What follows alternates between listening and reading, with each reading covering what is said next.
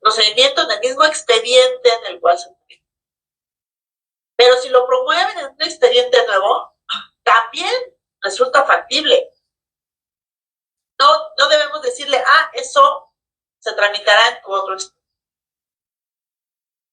¿Y qué pasa si eso sucede en un procedimiento civil donde me exhibieron la sentencia de interdicción, declaración de interdicción de una persona?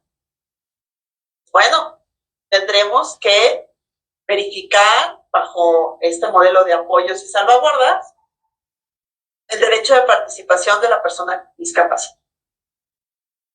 Pues la determinación de interdicción no es absoluta. Recordemos, es restrictiva y discriminatoria. Entonces, si tenemos ese procedimiento ya iniciado, que a lo mejor lo inició la persona tutora, como actor, como demandado, en alguna de las modalidades, pues bueno, ahí se deberá de realizar las acciones encaminadas a la inclusión, a la no discriminación y a la participación de la persona con discapacidad. Y no limitarnos a seguir actuando con la persona tutora que fue designada en un procedimiento de declaración de estado de interdicción. Pues ello iría en contravención con la Convención sobre los Derechos de las Personas con Discapacidad.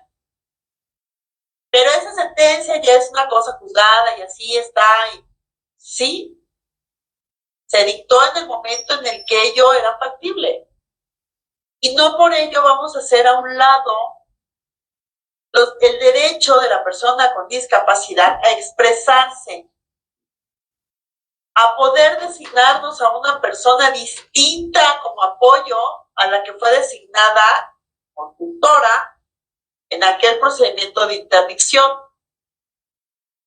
Pues de no ser así, seguiríamos bajo esta línea de nulificar, anular a la persona con discapacidad por el simple hecho de tener una discapacidad.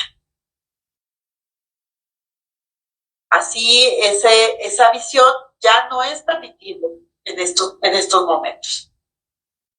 Es un gran reto para todas y todos ver a la discapacidad de manera integral y cuya finalidad es una vida digna e inclusiva, sin estigmas, sin estereotipos, sin discriminación. Entonces, este procedimiento especial de designación de apoyos extraordinarios es mucho más amplio en su aplicación que solamente tramitar un procedimiento como antes de interdicción. Pues habrá que hacer las revisiones periódicas, constantes, hacer modificaciones a procedimientos o designaciones realizadas con antelación, en las que siempre se va a privilegiar el derecho de participación, de inclusión, de no discriminación de la o las personas con discapacidad. En todo ello, la resolución que emitamos, ya sea en el incidente, en el procedimiento nuevo, deberá de contar con una versión de lectura fácil y se deberá redactar y comunicar a la persona con discapacidad en los términos que ella entienda.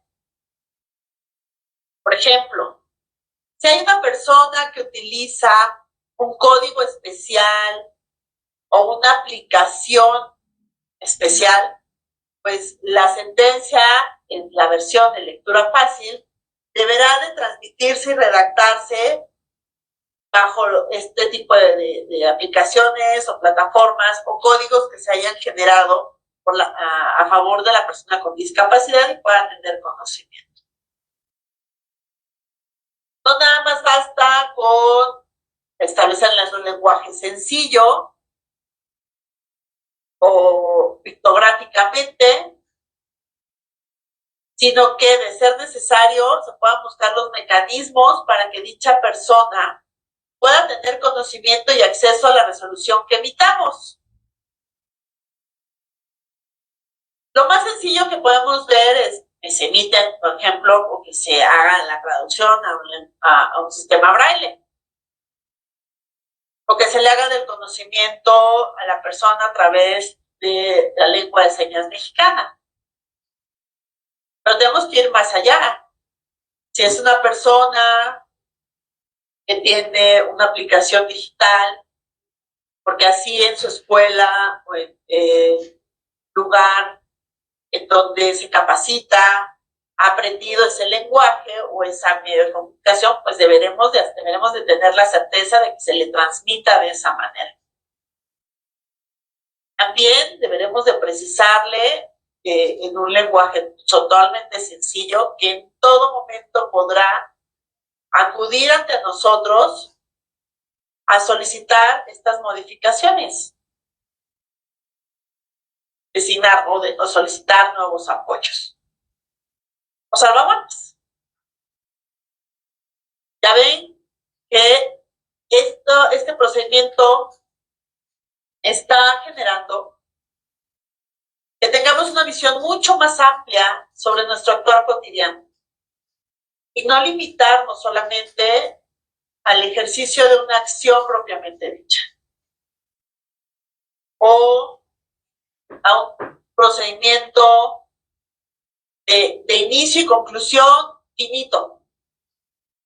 Pues este procedimiento podrá irse modificando cada vez que las condiciones se modifiquen o que las necesidades de la persona con discapacidad cambien.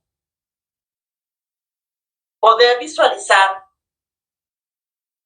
de manera muy amplia los requerimientos para una vida digna e inclusiva y requerir a nuestros especialistas que comparecen a las audiencias que su opinión sea externada en términos inclusivos, en términos no discriminatorios, en términos positivos, no negativos. No que no puede hacer, como siempre ha sucedido con los procedimientos de interrupción, sino qué se puede hacer para que la persona tenga una vida más digna e inclusiva o cómo se puede hacer mejor las cosas. Pero aquí nos estamos olvidando de la persona cuidadora, la persona cuidadora primaria, a quien también es necesario que nuestra protección le alcance. Pues ese cuidador o cuidadora primaria tiene alguna situación que le impida seguir ejerciendo esos cuidados, también se compromete el desarrollo del día a día de la persona con discapacidad. Para ello, muchas veces también las salvaguardas van encaminadas a brindar a la persona cuidadora primaria de los medios y herramientas necesarias para el desempeño de ese cuidado y que pueda continuar con los cuidados de una manera mucho más protegida. Pues esa persona cuidadora primaria o personas cuidadoras primarias también resienten en su persona, de manera física, de manera emocional, un desgaste que directamente, bueno, a veces directamente, puede afectar a la persona con discapacidad y comprometer su desarrollo y vida digna. Entonces, ya vemos que este modelo tiene un espectro mucho más amplio. No es limitativo, al contrario, es tan amplio como las necesidades de la persona con discapacidad sean necesarias tomar en cuenta para esta vida digna e inclusiva. Y sobre todo buscar la mayor independencia de la persona con discapacidad. A obtener recursos propios, a poder desarrollar una actividad deportiva, cultural, artística, laboral, que le permita sentirse mucho más dependiente, seguro de sí. Y que su persona de apoyo sea precisamente ello, un apoyo, y no quien tome decisiones de manera exclusiva, sin tomar en consideración a la persona con discapacidad, ya sea que de manera directa lo pueda externar o de alguna manera pueda ser conocido ese deseo o ese actuar que haría la persona con discapacidad de poder haberlo realizado de otra forma o en otros tiempos.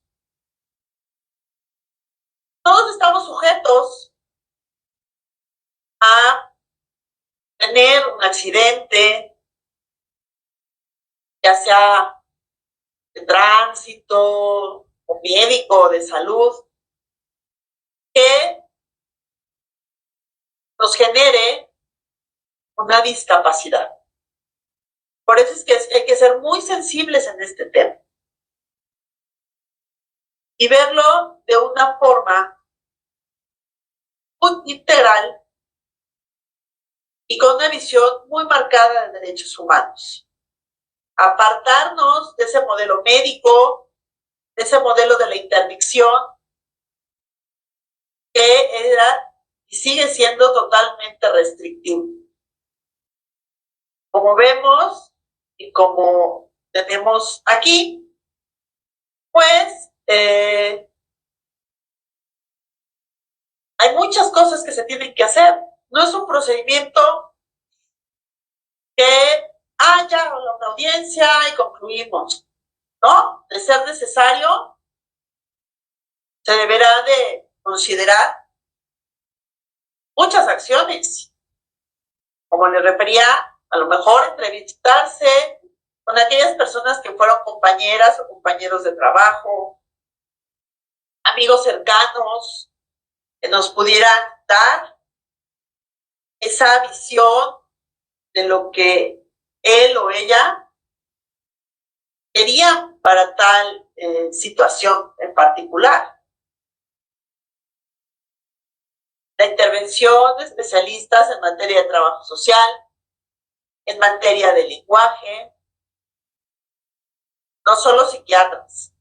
Entonces, sí tener esa visión amplia de la discapacidad en positivo, en cómo mejorar sus condiciones actuales de vida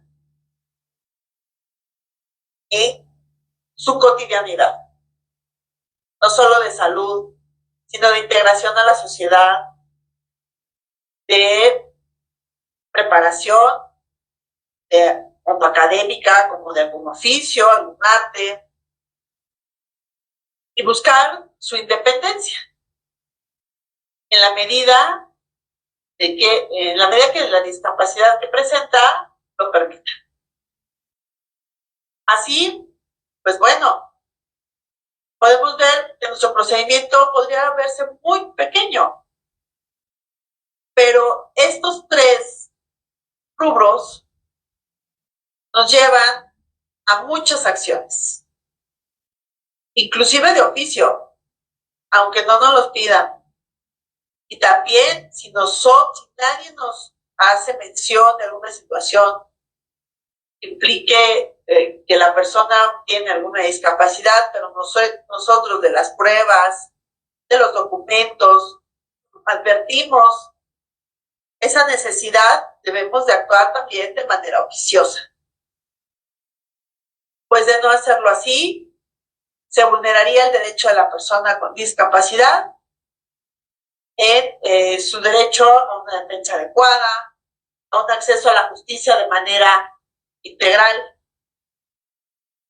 Estaríamos limitándolo a un resultado que no es acorde a una visión transversal de derechos humanos.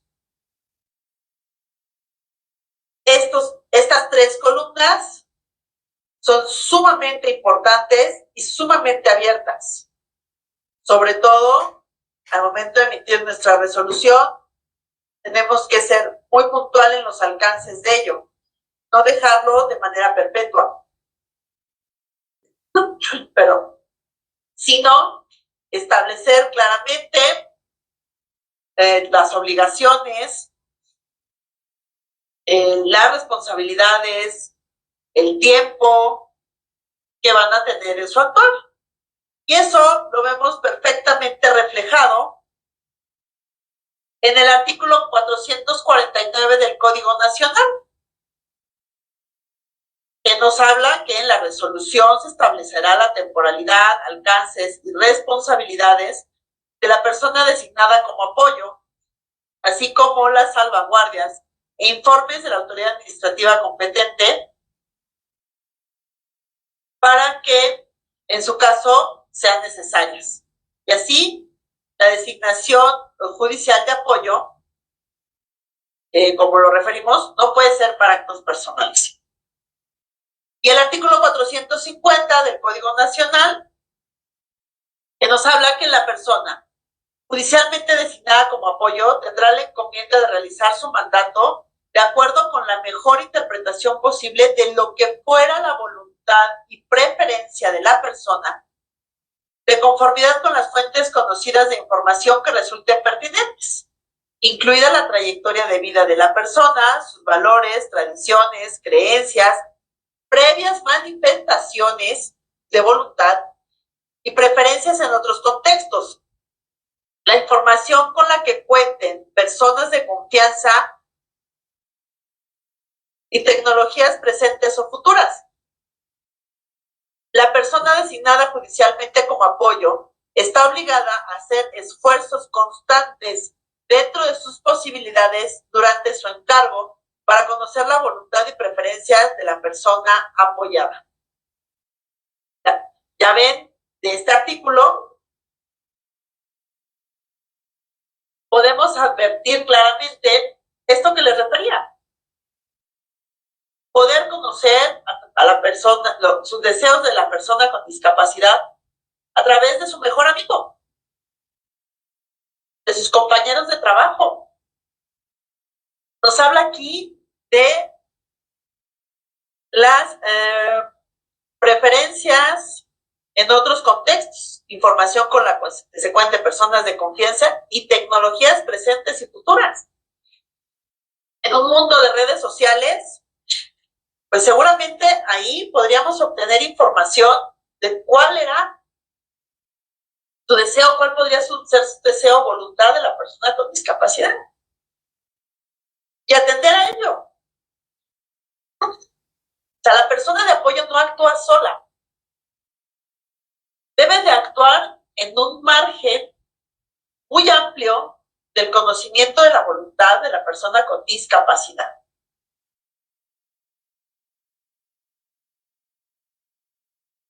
¿Quiénes no pueden ser personas designadas de apoyo? Aquellas que no tengan un conflicto de intereses con la persona a quien van a apoyar, con la persona con discapacidad. Ello lo tenemos del artículo 454 del Código Nacional, que nos dice que la autoridad judicial no puede designar como apoyos a las personas que tengan conflicto de intereses con la persona apoyada. No será considerado como conflicto de intereses la simple relación de parentesco que tenga la persona apoyada con quien proporciona el apoyo. ¿Qué pasa si nos solicita o pretende ser designada como persona de apoyo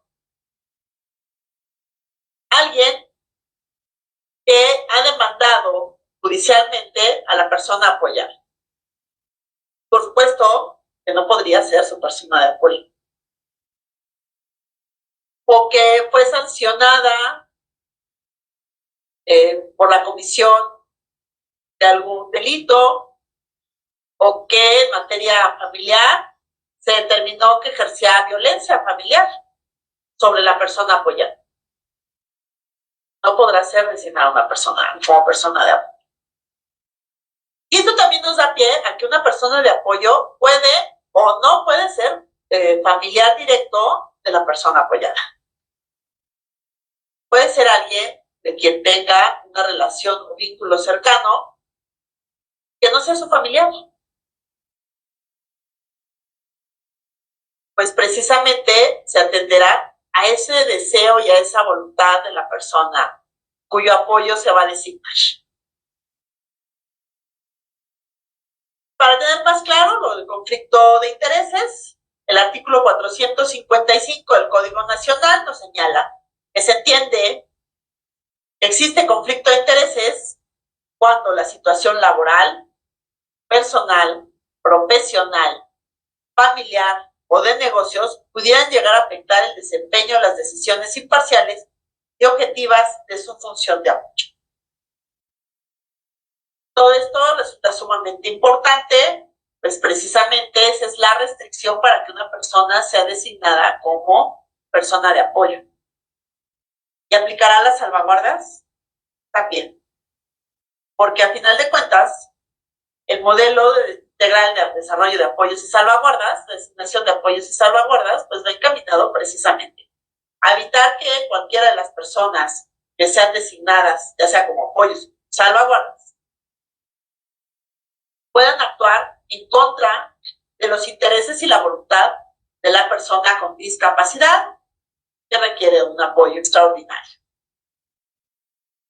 Entonces, pues bueno, ya ven, esta parte de emisión de la sentencia debe contemplar todo eso, pero eso también viene desde aquí, desde la audiencia. Pues es aquí donde se hará la investigación, se buscará adquirir el conocimiento necesario del día a día, de los deseos, de la voluntad de la persona con discapacidad y evitar que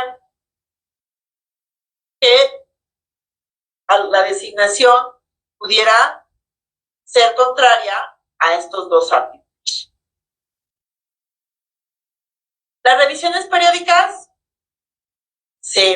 como les referí, serán preferentemente anuales, pero eso va a depender también de las condiciones y de la naturaleza del actuar de la designación de apoyos. Pero sí lo que se debe de establecer es la existencia de estas revisiones periódicas que se vayan dando para verificar el cumplimiento de la persona de apoyo. Así es que en materia de designación de apoyos y salvaguardas, pues nuestro actuar es sumamente amplio e involucra a todas las personas que participamos activamente en los órganos jurisdiccionales.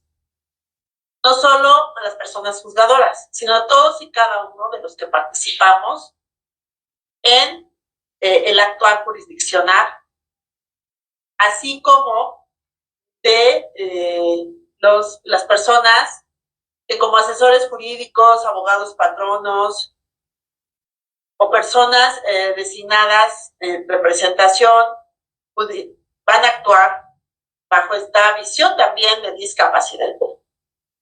Es un actuar conjunto precisamente para brindarle a una persona que necesita la designación de apoyos un tránsito menos abrupto en esta designación, más inclusivo, menos discriminatorio y con una participación activa de dicha persona. El compromiso es para todas y todos de visualizar ahora a la discapacidad de una manera diferente, con unos lentes distintos, ¿no? Lentes de discapacidad que nos permita tener una amplitud de criterio al tratar procedimientos que involucren a personas con discapacidad, sean nuevos o ya activos. No hay distinción. Y en cualquier ramo del actual jurisdiccional. Así, a la luz del Código Nacional de Procedimientos Civiles y Familiares, no hay limitante. No hay limitante de materia. ¿Qué pasa si lo desean tramitar ante un juzgado civil? Lo pueden hacer. No hay limitación. Y si en un procedimiento civil ya iniciado es necesario, se podrá hacer ahí mismo.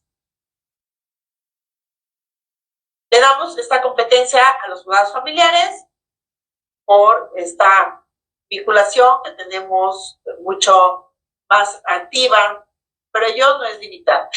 Entonces, es importante tener una gran apertura para este tipo de procedimientos, considerar los horarios de aspectos particulares de la persona con discapacidad para fijar nuestras audiencias, buscar que el lugar en el que se desarrollen sea mucho más amigable, nuestro lenguaje, las personas a quienes citemos, las condiciones en las cuales también desahoguemos la audiencia serán fundamentales para que la persona que acude a nosotros se sienta tranquila, cómoda, de expresar de esa manera muy espontánea su voluntad, su deseo, ya sea de manera verbal o de cualquier otra forma que pueda comunicarse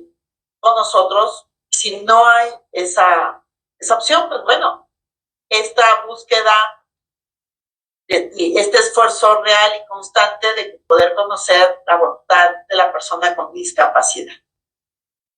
En ese sentido, pues bueno, este procedimiento especial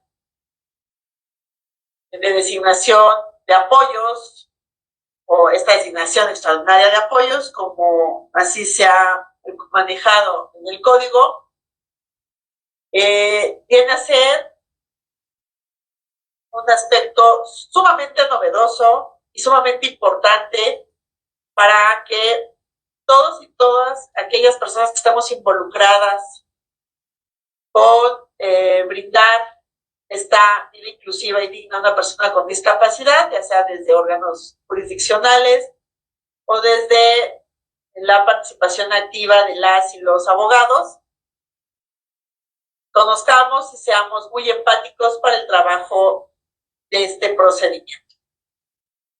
En este caso, de esta forma, concluiríamos el tema que nos ocupa en este momento. Muchas gracias.